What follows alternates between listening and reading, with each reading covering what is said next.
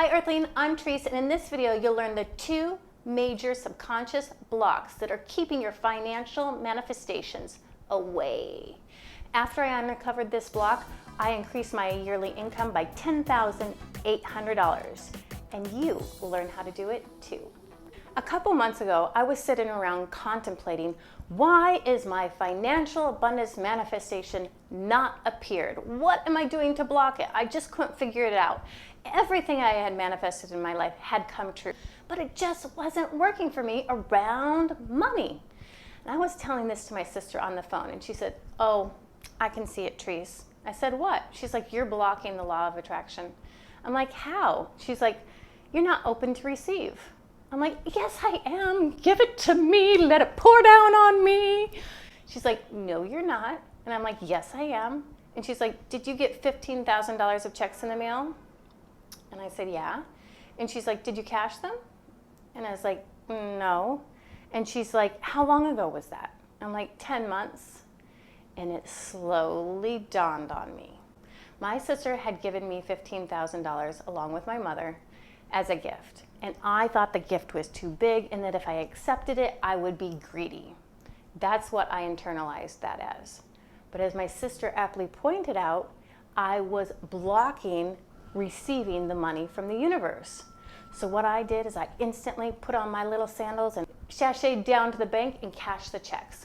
And within 24 hours, I had 3 new clients. This has never happened in a decade of financial planning that I got 3 clients in one day. And each client is worth $300. And the clients stay like over 6 years. So over the course of the year, that's going to add up to $10,800 more in my income. So you might be blocking it too. And it might show up in a little bit different way of not letting yourself receive it. Like if you think money is the root of all evil. If money was a person walking through the door, do you think you would invite an evil person into your house? Hell no, you wouldn't. You would say, "Stay away, get out." Evil or greedy or manipulating, you would push all that way. So you wouldn't be open to receive it. So the thing is to dissect your thoughts about money and see if there's any that you're like, ew, that are negative. Because if they aren't going to let you receive the money. And the second thing is smashing that like button. Just joking, but it really helps the algorithm. So if you would, it'd help me out so much. But the second biggest block is not believing it's possible. And this is also easier for me to show you with a really, really good story. There is a gentleman who thinks of himself as the luckiest man alive, and his name is T. Boone Pickens. He's a billionaire and has a huge oil tycoon fortune, but that's not why he considers himself so lucky. Back in 1928, in the middle of May, in a small town in Oklahoma, he was about ready to be born. But things were going south, and it wasn't looking so good. They were actually looking so bad that the doctor turned to his father, Tom, and said, "Tom, you have to make a tough decision here. You have to pick if your wife lives or if your child lives." And Tom said, "Doctor, there's got to be another answer. There's got to be another answer. I know that there is another answer where we can make them both live." And the doctor said, "Well, Tom, I've heard about this thing called a cesarean. I've never done it before, and let me show you how much I've read about it."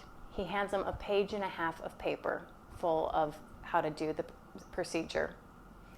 Tom reads it, looks up at the doctor, says, "Doc, I believe you can do this."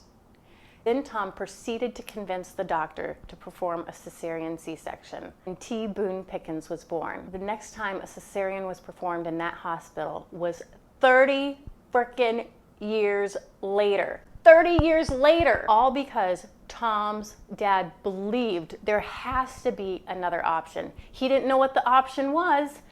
And if he hadn't said that, "I believe that there's another option," the doctor wouldn't have offered one up. So ask yourself, do you believe it's possible to be a millionaire? Do you think, is it possible to be a multimillionaire? If the answer is no, if your body is like saying, "Hell no," don't try to push that far. Try to define the edge of your belief zone. The staircase will illuminate. If you're starting at $12 an hour and you get to 20, all of a sudden you'll see that a possibility exists for 25. And up and up and up you will climb. So until next time, my Earthling friends, ciao!